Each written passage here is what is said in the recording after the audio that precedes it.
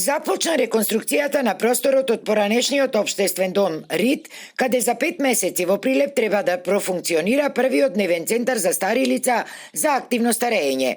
Стручните услуги на новиот центар со површина од 100 метри квадратни ќе можат да ги користат 48 лица над 65 години, распоредени во две групи по 4 часа дневно за група.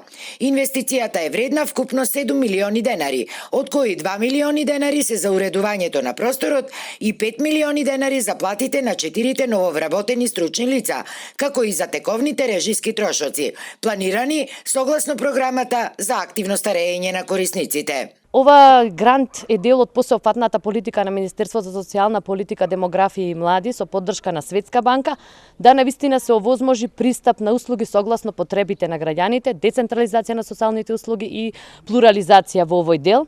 Во овој центар корисниците ќе добиваат услуги на социјализација, здравствена поддршка, а воедно и услуги за едукативни и културни активности кои ќе бидат давани од вработениот професионален кадар.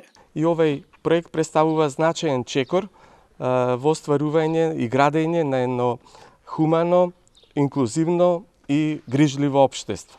Пред повеќе од една недела го подпишавме договорот, односно грантот со Министерството, при што се обезбедија тие средства за остварување на овие социјални услуги.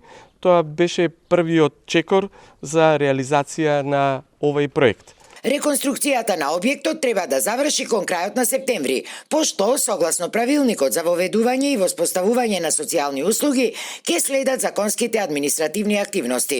Потенцијалните корисници најпрвин треба да се пријавуваат во меѓуопштинскиот центар за социјална работа во Прилеп. Инаку во државава вакви центри веќе постојат во 4 општини, а наскоро треба да се отвори и во Битола.